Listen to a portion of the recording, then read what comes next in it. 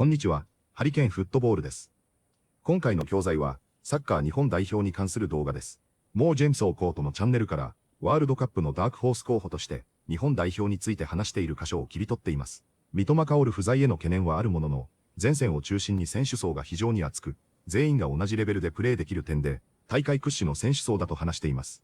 選手層であれば、オランダももちろん素晴らしいスカットであり、その2チームの T 対戦も楽しみだと話しています。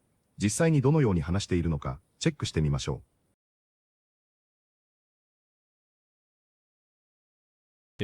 Biggest surprise. So we've got some sort of like dark horses here. And then if you've got some sort of, if there's any players you can put forward as well, but maybe let's stick with teams here because we've got some breakout stars to talk about in a sec. My dark horse team is Japan. I think Japan are going to be really, really strong at this World Cup. I know there's a lot of narrative kind of about no Karim Matoma, but I don't think that's a huge issue for a Japan team that are this deep, like especially in forward areas. They've got so much talent coming into this tournament. Yeah, Ueda is going to play up front for him. He's the top goal scorer in the Eredivisie, isn't he, last season? I think overall, the variety of different options they've got excite me. I think that last tournament, they were sort of taking heads very comfortably of the likes of Spain and Germany at the group stages. I don't see why that would change. Like, the squad is very similar. It's super flexible. The J-League has had this sort of physical resurgence. I was reading an article about it and some of the running numbers being almost identical to Premier League physicality in terms of the distance covered and the physicality in the league right now. And they've got some really special players playing across Europe at the moment as well.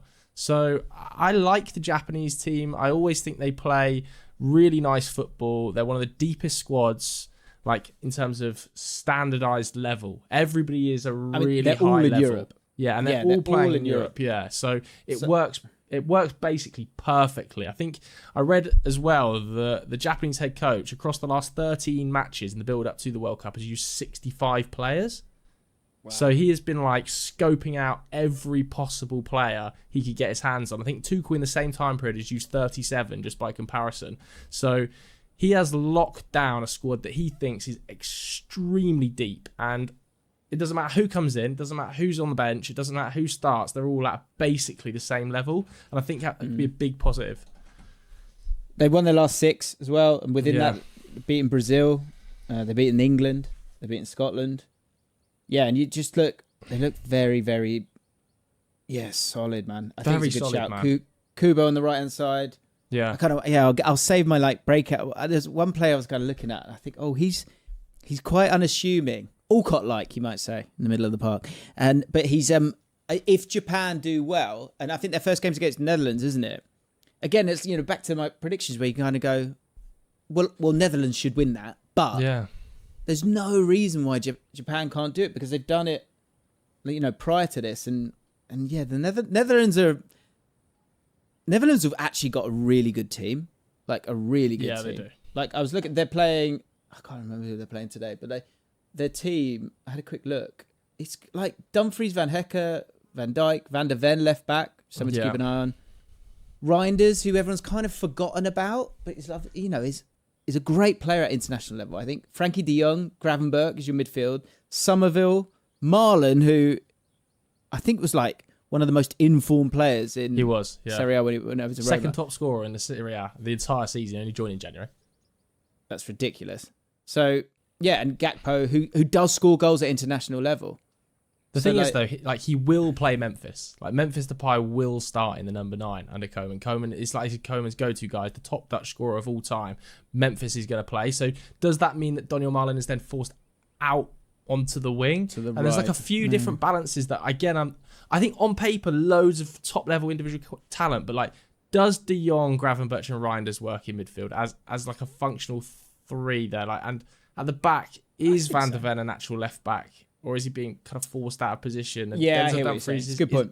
Is a wing back, but he's playing as a right back in this role. But do you know what? To that point, it becomes a free and Dumfries goes. Yeah. He's playing. And that is obviously gives him what that freedom to do that, maybe. And then Marlon can almost play as a second striker.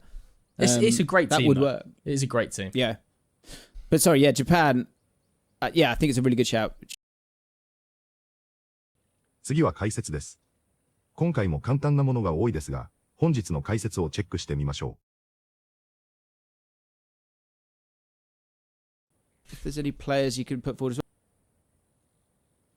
put forward は提案するや候補として挙げるという意味の駆動詞です。直訳すると前に置くですが、実際にはアイデアや意見、候補者をみんなの前に出すイメージです。日常会話よりも議論や解説、ビジネスの場面でよく使われる表現です。recommend より少しフォーマルで、候補として出すというニュアンスがあります。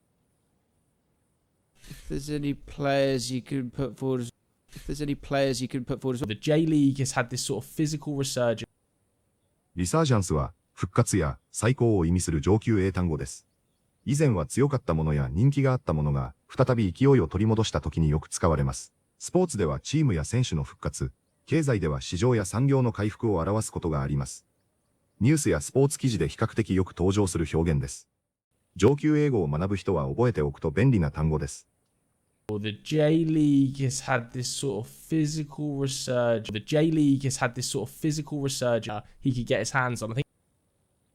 get one's hands on は手に入れるや何とか入手するという意味の口語表現です。単なるゲットよりも苦労して手に入れるややっと確保するというニュアンスがあります。映画やドラマではチケットや限定商品、レアアイテムなどを手に入れる場面でよく使われます。ネイティブが非常によく使う自然な表現なので覚えておくと便利です。日常会話でも頻繁に耳にするイディオムの一つです。He could get his hands on. He could get his hands on. I think. So he has locked down a squad that he thinks is extremely deep. ロックダウンは確定する、固める、封じ込めるという意味の駆動詞です。直訳すると、鍵をかけて下に固定するというイメージで、そこから物事を動かない状態にするニュアンスが生まれました。ビジネスではスケジュールを確定する。スポーツではメンバーを固めるや相手を封じるという場面で使われます。日本語では確定するよりも固めると訳すと自然な場合が多いです。ニュースでは都市や施設を封鎖するという意味でも使われるので、文脈で判断することが大切です。So he has locked down a squad that he thinks is extremely deep. So he has locked down a squad that he thinks is extremely deep. He's quite unassuming. アナスユミングは、謙虚なや控えめなという意味の形容詞です。自分を大きく見せようとせず、自然体でいる人を表します。スポーツでは、派手なプレーや大きな発言はしないものの、チームに大きく貢献する選手を説明するときによく使われます。単なる、シャイとは違い、実力があるのに誇示しないというニュアンスがあります。人物紹介の記事やインタビューでもよく見かける表現です。上級英語でよく使われる便利な単語の一つです。He's quite unassuming. He's quite unassuming. いかがでしたか？ワールドカップがついに開幕した途端に、遠藤航の離脱が発表され、町のシュートが招集されるというニュースが舞い込んできました。三笘薫のようなスペシャルな選手の価値はかなり大きいと思いますが、この動画でも話していた通り、直近13試合で67人もの選手を起用したというデータからも、いかに一定のレベルでプレーできる選手が多いのかがわかります。遠藤航の離脱は、最初からちょっと厳しそうだったのも分かっていたような気もしますし、このタイミングでの離脱は、少しマイナスに働きそうな気もしてしまいますが、遠藤航のことを考えると、残念すぎる気持ちです。遠藤航の離脱による絶望感や喪失感やネガティブな感情も、本当は森田英正を呼ぶことで、それ以上に日本全体が盛り上がったんじゃないかなとも感じますが、代わりに招集する選手がボランチではない町のシュートということは、戦術的だけではなく、森保監督が町のを呼んであげたかったということのような気もしますので、この判断がポジティブに働いたと思えるように、ぜひ頑張ってほしいなと思います。本日もご視聴いただきありがとうございました。またすぐにお会いしましょう。